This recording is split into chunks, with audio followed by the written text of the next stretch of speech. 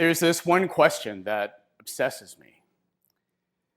There's blood in this question, and it draws my soul into it.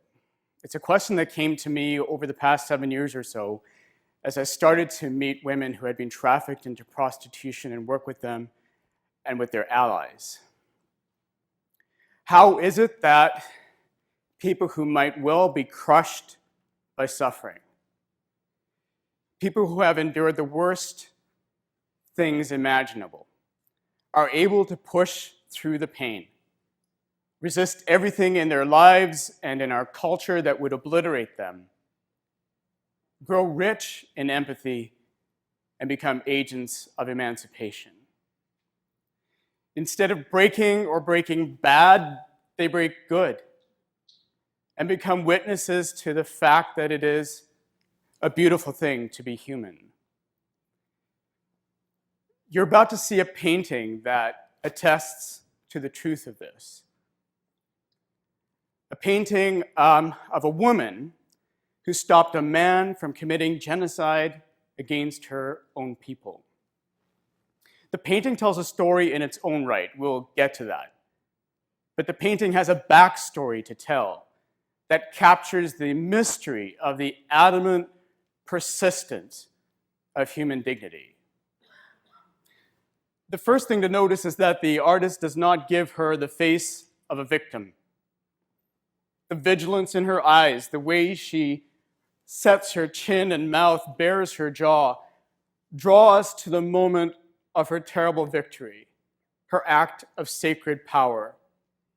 This is Judith the Emancipator, Judith the prophet, Judith the warrior, rendered again and again and again by the Baroque painter Artemisia Gentileschi. The painting itself, the subject of the painting, and the way that Gentileschi poured her own biography in writing this iconography of Judith, capture the way that communication can help us redefine the norm, but how it can do more than that, how it can help us to heal and make us powerful, how it can prepare us for the arrival of the world that is coming to us, the world as it ought to be. We see Judith covered in jewels, the sword of her enemy clenched in her right hand. Look at the power of her left hand, the tenderness of it, as she gathers up her handmaiden by the shoulder to console and protect her. They're making their way out of the eye of the fiercest army the world had yet known, an army amassed by the Emperor Nebuchadnezzar to obliterate every civilization that stood against him.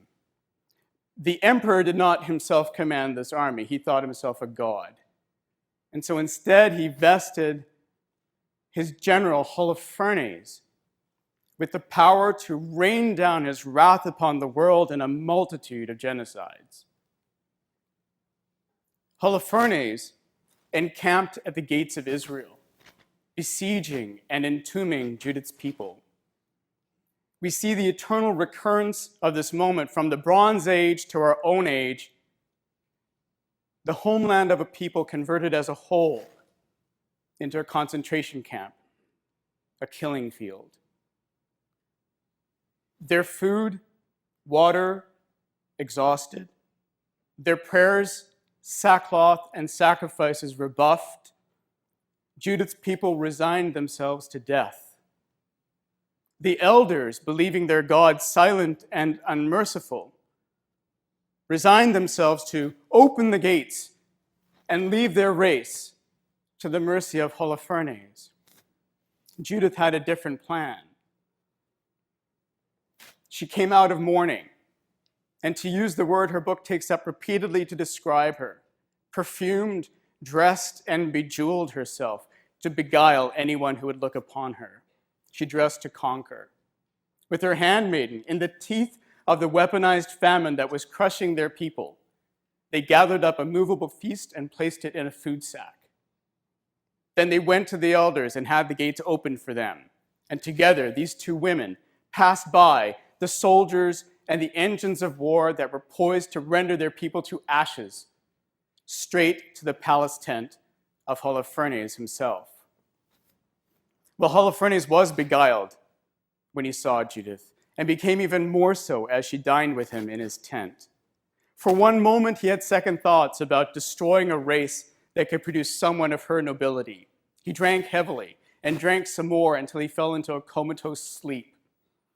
On a signal from Judith, her handmaiden lowered Holofernes' sword from the place where it hung and handed it to Judith.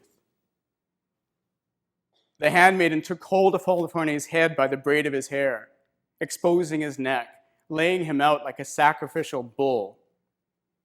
Judith said a fervent, silent prayer and unsheathed the sword and decapitated him. They placed his head into the food sack, which brings us to this moment of John Tileshi's iconography of Judith and the exposition of the proof of her victory. When I look at this painting,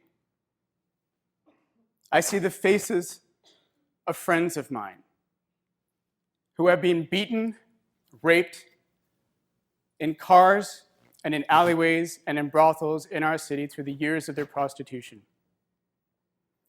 I see the faces of the friends of mine who have been beaten and raped and murdered.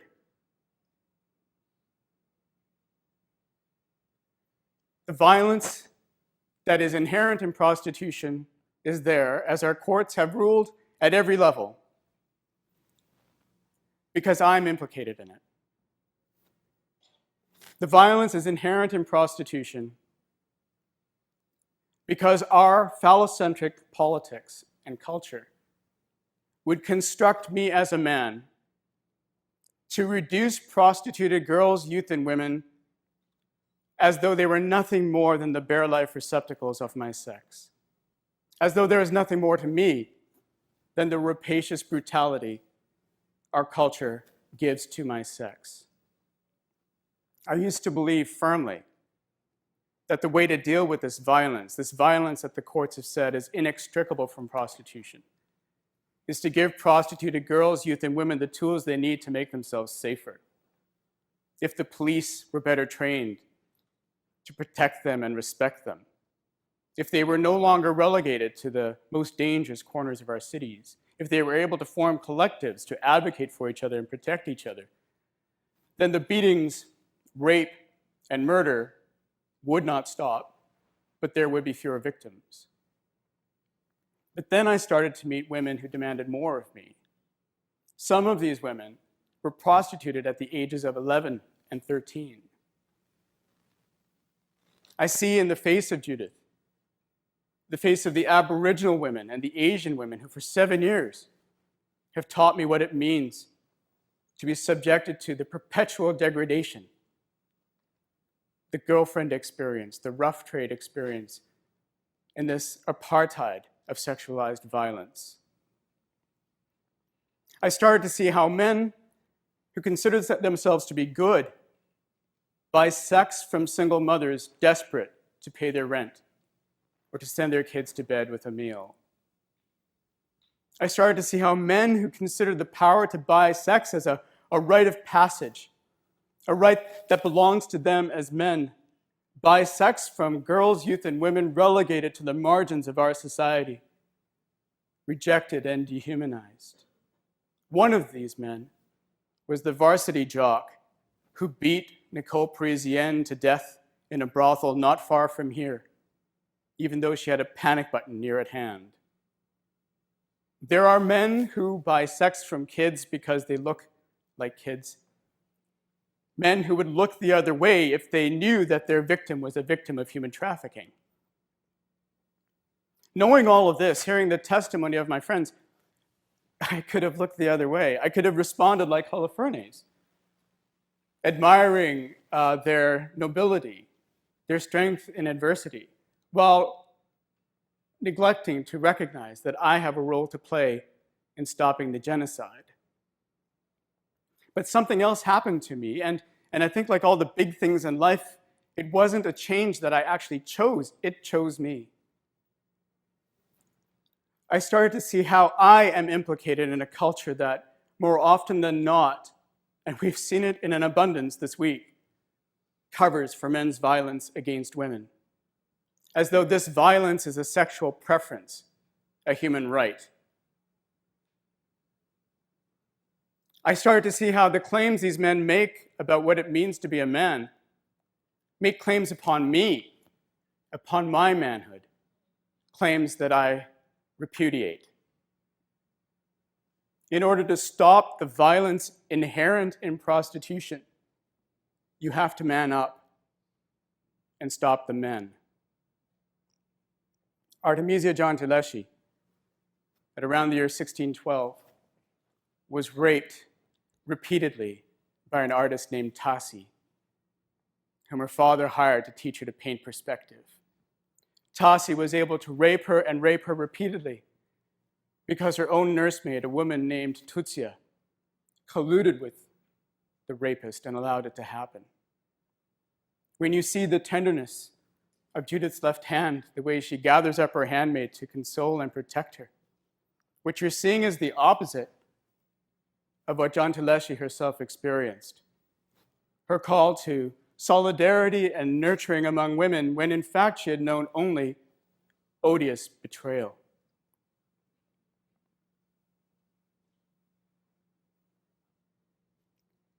The change that we need to make, I realize, is a change that starts in me.